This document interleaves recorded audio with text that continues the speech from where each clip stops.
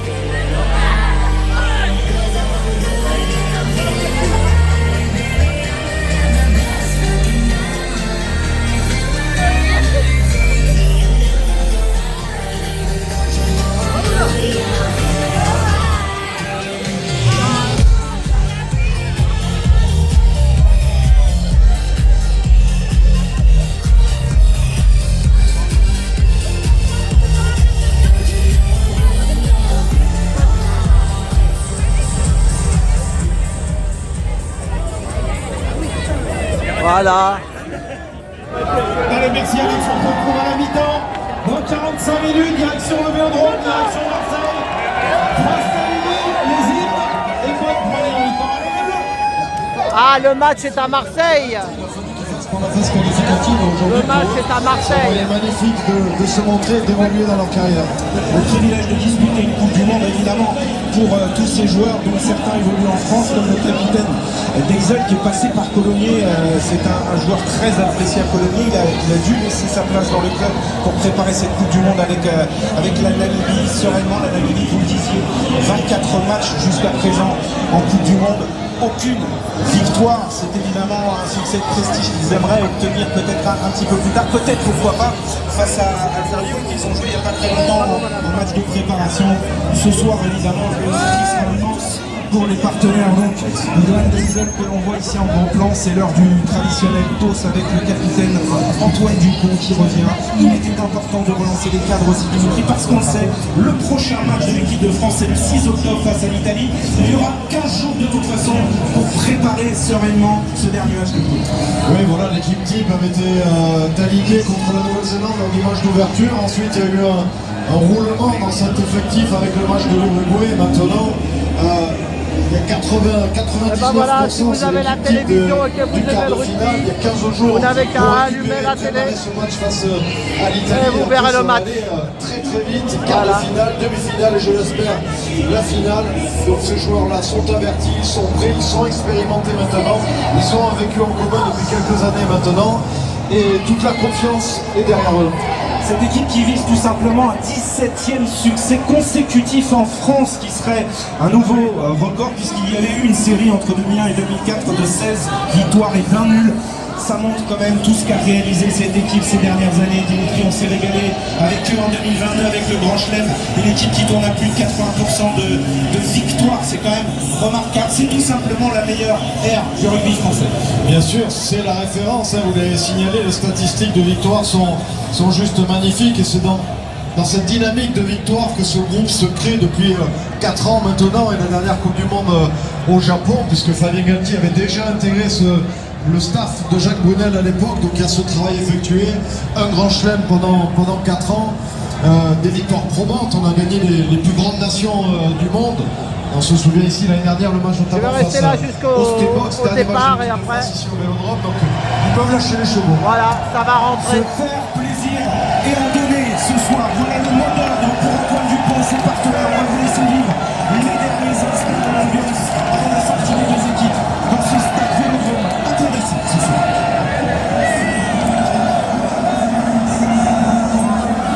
Du pain et des jeux, voilà. Et des hamburgers. Et des... C'est comme ça. C'est comme ça.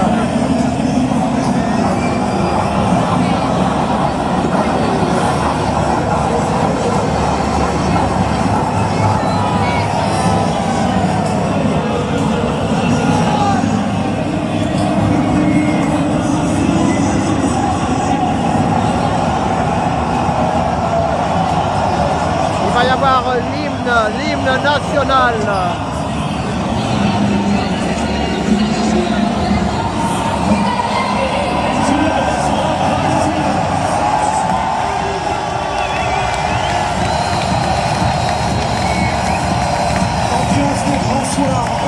Ce soir pour le match numéro 18 de cette Coupe du Monde.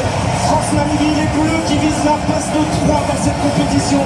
Des Bleus qui veulent envoyer un message fort ce soir, Dimitri.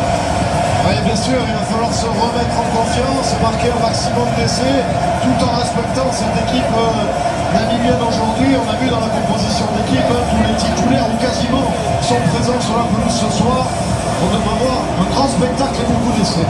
C'est évidemment ce que l'on souhaite.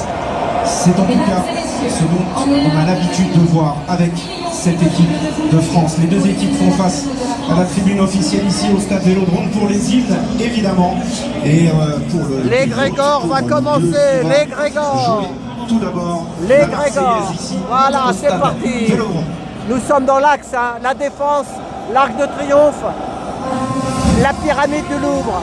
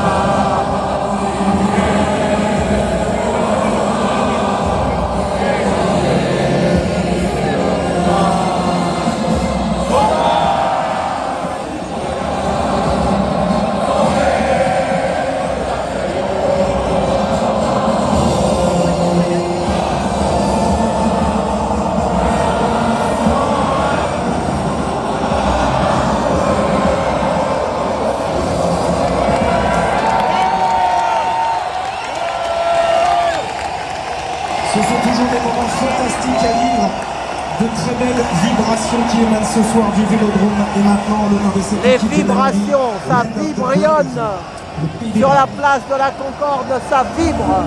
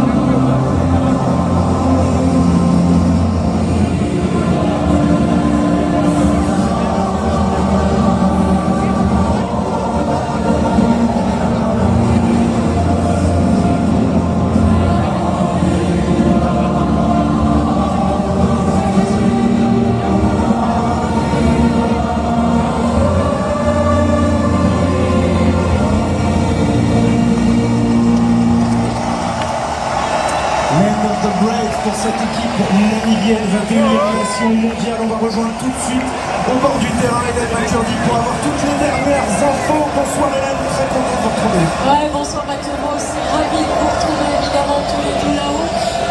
Je peux vous dire que j'ai regardé pendant les études celui qui a 20 ans, le pied carré, des yeux d'enfant, qui entendait ce stade Vélodrome rugir, bondir pendant la Marseillaise, avec un regard émerveillé forcément ce soir, mais avec des regards aussi très concentrés. Les Français ont envie de faire un gros match ce soir dans des conditions parfaites. On va scruter la météo tous ensemble toute la journée.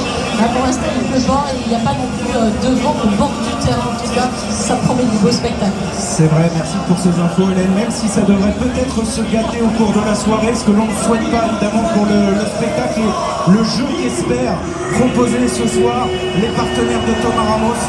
Le dernier moment, vous avez connu ça de multiples reprises, Dimitri, en équipe de France. Qu'est-ce qu'on se dit là, les principaux messages envoyés juste avant le coup d'envoi? C'est les derniers mots, les derniers réglages du capitaine, il y a un peu d'émotion. Mais après les hymnes, il faut faire retomber un petit peu aussi, se reconcentrer. Et les premiers gestes vont être importants. Et là, ça va être une réception de renvoi, puisque le coup d'envoi va être donné par les Namibiens. Un match sous les ordres ce soir d'un arbitre expérimenté, Monsieur Carly Machou de son prénom, assisté d'Andrew Brace et de Craig J'attends le Evans. départ et après, on remballe les goals. Et Madame Joy Neville, Thibaut Flamand. Et là, il enchaîne lui aussi les temps de jeu. Et puis, Hélène nous en parlait, lui défie toutes les statistiques bien carrées. 20 ans et 87 jours lorsqu'il a débuté sa carrière en Coupe du Monde, le plus jeune international de l'histoire du 15 de France. Il a en plus inscrit un essai pour ses débuts en Coupe du Monde. Il avait déjà inscrit un essai pour ses débuts en match de préparation face à l'Écosse. Et il est en train de mettre en sérieuse concurrence un joueur comme Kevin Villiers, installé depuis de nombreuses saisons en équipe de France, qui est de retour de blessure et qui a peut-être un petit peu de mal à retrouver le rythme international. Le décompte est lancé ici au stade Vélodrome. C'est parti pour ce France. Dans cette compétition, un ballon récupéré par Thomas Ramos. Il a trouvé bien tapé, ce renvoi. Bien haut sur la ligne de 5 mètres. Thomas Ramos un peu sous pression. France-Namibie. France-Namibie. Voilà. La munition là, pour les Namibiens. Il faut réduire l'alignement. Touche à 5. Lancé à venir pour Louis Van der Stuzen. 9e match de Coupe du Monde pour le talonneur des Cheetahs, un des rares joueurs de cette équipe namibienne a évolué en Afrique du Sud et conquête perdue en touche, récupérée par Perko Moraka à l'affût. Dupont pour Tanti, son premier ballon. C'est bien joué. Qui dispute son premier match de Coupe du Monde ce soir, le décalage dans le couloir de Damien Penaud. Ce coup de pied un petit peu bloqué, attention à Van der Berg, c'est crochet et le jeu au pied à suivre. Attention, ça arrive vite. Jalibert qui se saisit du ballon, il va le tir, ce sera en but. En but, on a trouvé la solution. Un côté français à l'extérieur là-bas. Dommage peut-être que Damien Penaud tape ce coup de pied. Ils ont de la chance, il ne pleut pas. La pluie s'est arrêtée à 19h. Voilà, 18h. Ils avaient prévu pour 18h du soleil. Ça s'est arrêté vers 16h la pluie. Voilà. Et ben voilà, c'était. Voilà, et la Tour Eiffel qui s'éclaire. Il est 9h. Qui vont mettre la pression avec le gros plaquage là, de France en France. La libération de terrain qui fait jouer Jericho. Voilà. À tout bientôt. Merci d'avoir regardé cette petite vidéo.